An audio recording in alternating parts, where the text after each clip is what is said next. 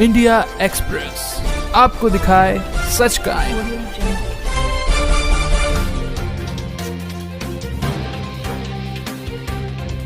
बापूजी को हम बचपन से जानते हैं। हमारे पड़ोस में दादा दादी काका काकी सभी लोग उनसे दीक्षित हैं और उनका बचपन से ही हम योगासन, पंचामृत, निर्भयनाथ ये सब पुस्तकें पढ़ते थे। जब 2013 में इनका विरोध हुआ बापूजी के खिलाफ, तो इधर उधर की बातें सुन के मेरे अंदर भी थोड़ा वो हो गया था, लेकिन फिर यहाँ पे आना जाना मेरा दोबारा चालू हुआ।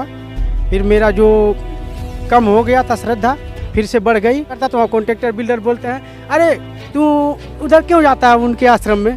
तो मैं बोलता हूँ, देखो साहब, हमको काम कराना है तो कराइए, न कराना ना कराइए, लेकिन मैं बापूजी के लिए सब कुछ छोड़ सकता हूँ, तुम्हारे जैसे बिल्डर को छोड़ सकता हूँ। रही बात बापू की, अगर पूछते हैं कई लोग कि बापूजी अभी तक जेल में क्यों हैं, अगर जेल की बात है तो जेल में तो भगवान कृष्ण जो आए तो उनके माँ बाप उनके आने से हजारों वर्ष पहले जेल में बंद थे। इंसान रूप में जो भगवान आए हैं गुरुदेव रूप में, उन पे अत्याचारी शक्तियाँ विरोध कर रही, तो उसको लेकर के हम उनकी बातों में थोड़ी जाने का। बापूजी 100 में 100% समाज के बीच में आएंगे, इसमें कोई संशय नहीं है। जो संशय करे वो उसकी गलती है। हमारा नाम धर्मदेव है, धर्मदेव राजभर, गोरखपुर डिस्ट्रिक्ट। बापूजी से कैसे जुड़े? बापूजी को हम बचपन से जानते हैं। हमारे पड़ोस में दादा दादी काका काकी सभी लोग उनसे दीक्षित हैं और उनका बचपन से ही हम योगासन, पंचामृत, निर्भयनाथ ये सब पुस्तकें पढ़ते थे।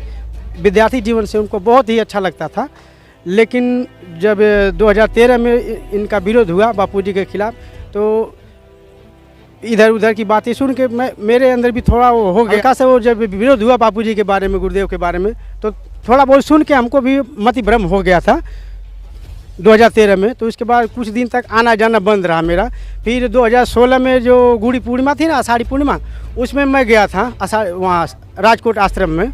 वहाँ पे गया तो मुझे कुछ अजीब सा ऐसा लगा, जो कदाचित फिल्म में देखते थे, हम देखते हैं ना कि अगर किसी देवी देवता की पूजा कर रहे हैं तो वहाँ से अक्सर कोई फूल या माला उड़ के ऊपर गिर जाता है या मिल जाता है, तो उसको लोग मानते हैं ना वो कि भाग्यशाली है। तो बड़दारा की परीक्षा करते हैं, वहाँ पे मैं परीक्षा कर रहा था और बोले कि यहाँ पे जब जो प्रसाद आएगा इकट्ठा करके थाली में रख के इधर रख देना, हरिओम। मैं बोला ठीक है हरिओम, जो सेवा कराना कराइए, अपना सेवा से तो मतलब है।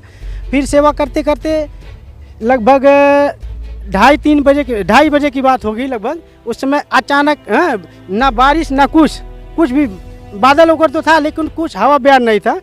एकाएक ऐसा होता है, जो बापूजी का मूर्ति है ना, कम से कम तो 1 फीट जैसा ऊपर है, उसके नीचे यहाँ माला है ऐसे लटकी हुई।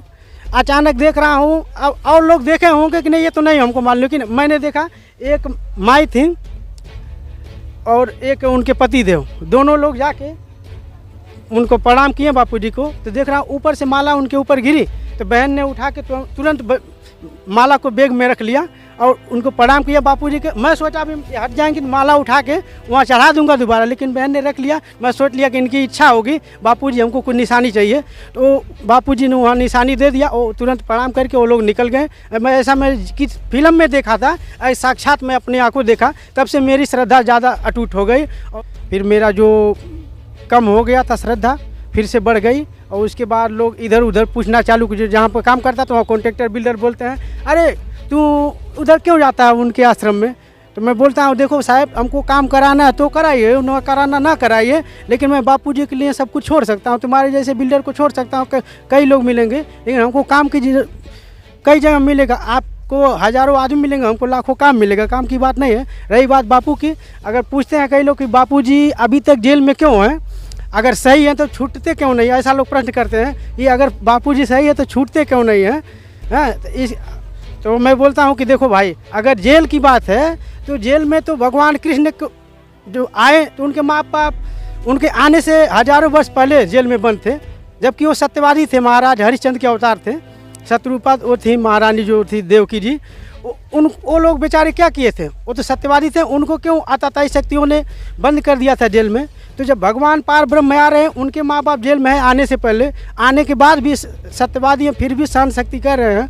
तो इंसान रूप में जो भगवान आए हैं गुरुदेव रूप में, उन पे अत्याचारी शक्तियाँ विरोध कर रही हैं, तो उसको लेकर के हम उनकी बातों में थोड़ी जाने का। हमको अपने वचन पे टिके रहना है और बापूजी के जितना हो सके सपोर्ट करना है। बापूजी हमारे गुरुदेव सच हैं, सच ही रहेंगे और सच ही आएंगे। यानी कि आपको लगता है कि बापूजी के साथ षड्यंत्र हुआ है, तो कौन करेगा षड्यंत्र? पूरा षड्यंत्र ही हुआ है। कौन करेगा षड्यंत्र? कौन करे? जैसे अब हम अपना अनुभव दे रहे हैं, किसी वो नहीं कर रहे हैं। जैसे बापूजी ब्रह्मचर्य जीवन पे जितना जोर दिए हैं, और फिर गुटखा, पान, बीड़ी, सिगरेट, अगर एक साधक का देखा जाए जीवन में, अगर मान लीजिए एक विमल की बात कर रहा हूँ, 5 रुपये में आता है, अगर एक साधक नहीं खा रहा है तो ऐसे 7 करोड़ या 8 करोड़ जो भी शिष्य होंगे, अगर 5 रुपये के हिसाब से देखा जाए तो कितना रुपया होता है। इस रीत से कंपनियों का घाटा, और दारू के रूप में देखा जाए व्यसन, दुर्व्यसन के बारे में जो बापूजी बताते हैं, इस रूप में जो व्यसन कंपनियां हैं और बाहरी शक्तियां जैसे ये क्रिश्चियन वगैरह हैं, ये सब